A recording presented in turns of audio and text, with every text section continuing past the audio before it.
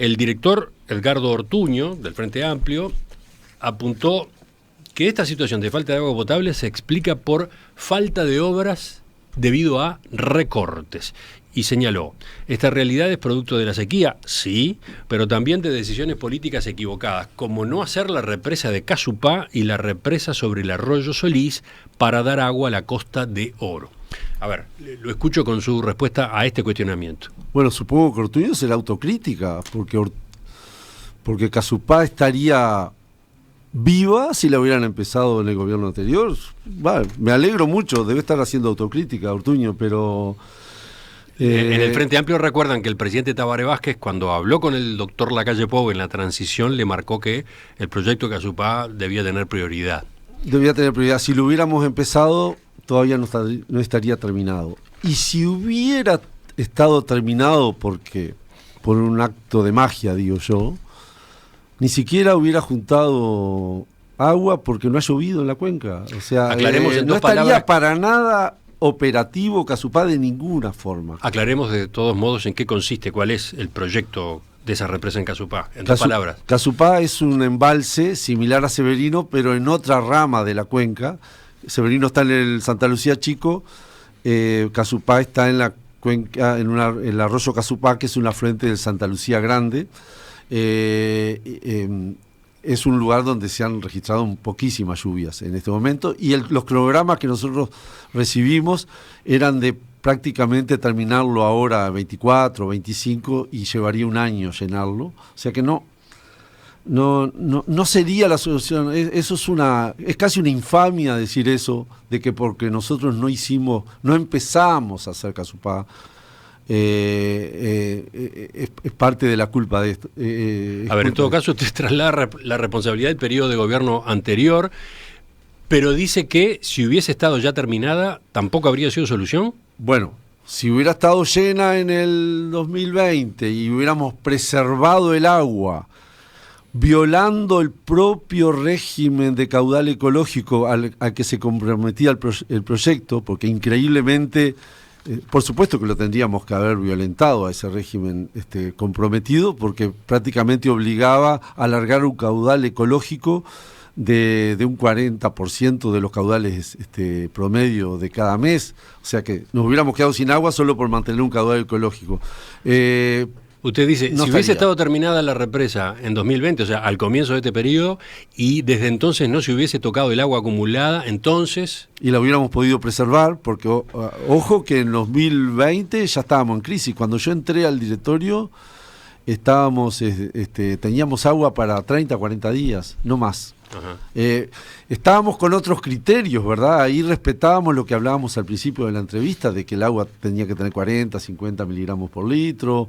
O sea, ni siquiera se iba al límite de la norma, se gastaba mucho más agua. Yo me sorprendí, yo me enteré de lo de ANCAP en ese momento. Por suerte sobrevivimos. En este año recién tomamos medidas de que no podíamos respetar porque fue mucho más grave la situación. Pero en ese momento dijimos, no, entre hacer esto y ir hacia el Río de la Plata, que nos da otras chances, vamos al Río de la Plata. Y ahí está aludiendo al proyecto Neptuno. Y ahí estamos aludiendo al proyecto Neptuno. El gobierno defiende el proyecto Neptuno para potabilizar agua desde el Río de la Plata en la zona de Arasatí, departamento de San José. Que déjeme hacer una cuenta, Emiliano. Si nosotros hubiéramos podido tener 200.000 metros cúbicos por día durante 100 días, tendríamos 20 millones de metros cúbicos ahorrados. O sea, sí que hubiera resuelto el problema. Lo que usted dice es que el proyecto Neptuno, esa usina en Arasatí, habría sido una solución en esta crisis. Por supuesto no se llegaba, ¿no? Con Neptuno no se llegaba. Pero pensando en el futuro, dice usted, ante una crisis parecida a esta, esa usina sí emparcharía, sí cubriría buena parte de la demanda. Algunos técnicos promueven que debería estar Arasatí como complemento estratégico, pensando en la seguridad de tener una fuente de agua totalmente independiente de lo que tenemos, una cuenca totalmente independiente de lo que tenemos, y también tendría que estar Casupá para asegurarle agua a Aguascorrientes. O sea, es una teoría. Yo dudo un poco de esa teoría, pero sí piensan que Arasatí primero por un tema estratégico, que creo que la realidad nos está probando eso. Bueno, pero el cuestionamiento va más allá de que esté o no esté la represa de Casupá. También se pone el acento en las pérdidas de OCE, ¿no? ¿OCE sigue facturando nada más que la mitad del agua que potabiliza? Sigue facturando, tomamos alguna medida ahora. Es un viejo problema. Es un viejo problema desde los años 90. El economista Javier de Aedo, cuando participó el miércoles pasado en el conversatorio de ACDE sobre cómo hacer para que el Uruguay crezca más que lo que tiene previsto crecer de manera tendencial. Bueno, en un momento, a propósito de lo que demoran los cambios dentro del Estado, recordó que cuando él fue director de OPP, en el periodo de gobierno del doctor Lacalle Herrera, el presidente de OCE le comentó, descorazonado, eso, de que facturaban solamente el 50% del agua que producían. 1990, 92, o sea, 30 años atrás, ¿no? Y yo llegué y me descorazoné por un instante, pero uno no tiene derecho a descorazonarse, tiene que seguir para adelante, de que se defendía un poco lo que se estaba haciendo porque era la única forma de mantener. Y yo decía, pero estamos manteniendo que vamos perdiendo 6-0. Tenemos que hacer algo diferente. Bueno, pero estoy tratando de hacerlo. ¿Qué pasó en este periodo de gobierno con ese problema, con las reparaciones en las redes de OCE para que no exista esta enorme cantidad de roturas y pérdidas? Dice el sindicato que hay una política de fuertes recortes siguiendo los lineamientos que impone el Poder Ejecutivo a través del OPP. La falta de personal que hoy rompe los ojos como consecuencia de la eliminación de los cargos vacantes implica que se estén cortando licencias de los trabajadores, argumentando razones de servicio y normalizando esta práctica como política de gestión que busca ocultar que falta gente para atender los servicios que brinda OCE. Aún así, con todo el personal a disposición, OCE no logra cubrir la atención de los usuarios porque sigue faltando gente. Dice, solo en Montevideo se tienen 6 camiones parados debido a que no está la gente para conformar los equipos y salir a hacer las reparaciones. Bien, pero eso también... yo creo que no es un momento para... nosotros hicimos un acuerdo con los funcionarios. Teníamos más de 1.500 pérdidas vivas, denunciadas y vivas. Aparecen 300 por día y estamos tratando de llegar a 1.000 ahora a mitad de mayo, que no queda nada, y tratar de llegar a 500 a fin de mayo. Perdón, ¿cómo son esos números? ¿Los puede repetir? Sí, entran unas 300 pérdidas por día. Sí. Estábamos hasta hace 2 o 3 días en 1.500 pérdidas. La habíamos bajado a 1.300 ya, o sea que había dado cierto resultado ya la medida tomada. O sea, para tratar de achicar tenemos que hacer las que aparecen, o un número igual al que aparecen, más otro tanto o algo más. Pero a ver, acá estamos hablando de 2 cosas. Uno, invertir en las redes, ¿no? Invertir para ayornar las redes de OCE. Y 2, una vez que se producen los inconvenientes, tener el personal y los equipos necesarios para resolver rápidamente cada rotura, ¿no? Yo creo que son 2 temas, sí. Hay un tema de inversión para sustituir y hay un tema de gestión para reparar rápido. Las pérdidas son de un 50%, las pérdidas visibles, pongámosle que son un 25%, no son todas, porque hay otros tipos de pérdidas. Pérdidas invisibles y hay pérdidas de baja medición, que no es agua que se pierde, es agua que no factura OCE, pero no es agua que se pierde. Bueno, si nosotros bajamos a la mitad, por ejemplo, por hacer un ejercicio mental, la duración de esa pérdida entre que es denunciada y que es reparada, teóricamente bajamos a la mitad de la pérdida también. Bueno, eso es lo que estamos tratando de hacer, y bajar a menos de 500 las pérdidas que tengamos vivas diariamente. Pero a ver, ¿falta personal efectivamente? OCE ha tenido un desajuste de personal, pero como en todo el Estado, tiene una mala distribución de personal. O sea, generalmente el Estado en general, las intendencias, los ministerios, sobre todo los ministerios que tienen áreas operativas, algunos son ministerios más administrativos, ¿verdad?, más de control, tienen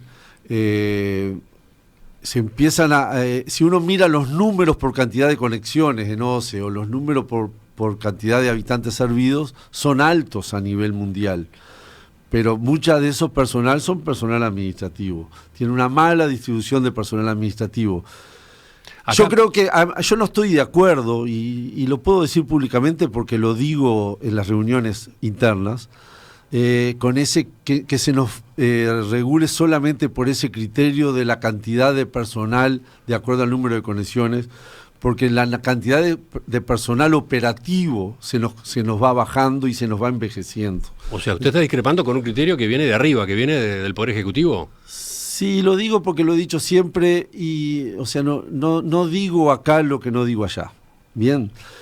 Yo sé que son números difíciles, pero ¿sabe qué, Emiliano? No me gustaría plantear una polémica con la Federación, con que tengo ciertas diferencias, inclusive filosóficas. Lo que sí estamos diciendo que en este momento están trabajando cooperativas, además de los funcionarios, que hemos logrado bajar, y hay un compromiso de bajar en este mes, porque hay que bajarlas, no solamente, pero además porque nos va la vida, porque imagínense con los números que yo he estado dando, que bajemos un 10% nomás el consumo de Montevideo. Es muchísimo a nivel de días que vamos logrando ahorrar. Así que es un tema que yo lo dejaría, lo estamos conversando con la Federación de Funcionarios de OCE. Yo estoy de acuerdo de que hemos perdido cargos que son vitales, que nos quitan expertise, no me gusta la palabra, pero no encuentro otra a veces en español, español castizo por lo menos.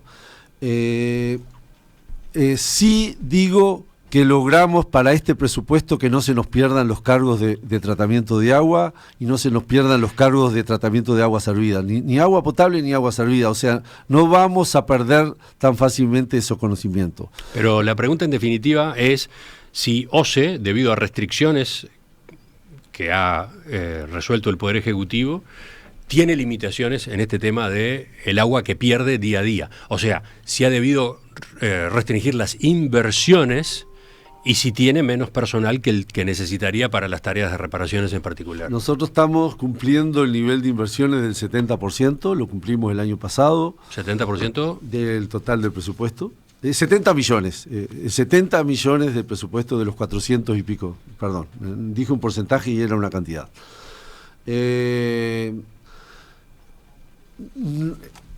Toda ampliación que nosotros hagamos de esas inversiones implicaría un endeudamiento. También el servicio de deuda lo paga OCE y nosotros recibimos una OCE con una deuda igual al presupuesto anual. Nosotros recibimos un organismo endeudado. Denme otra solución, o sea, es muy lindo endeudarse, es muy fácil parece, pero también hay que pagarlo, o sea,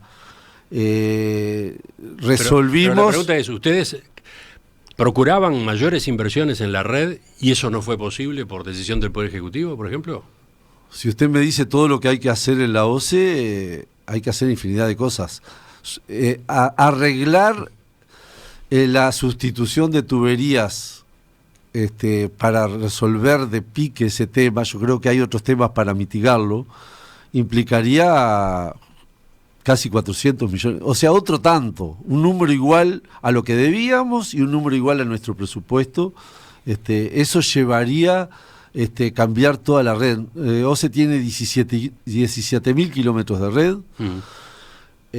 Se ha cambiado, se gastan 8 millones de dólares por año en políticas para reducir pérdidas. Nosotros no lo cambiamos a eso, pero no es suficiente, da solo como para seguir igual.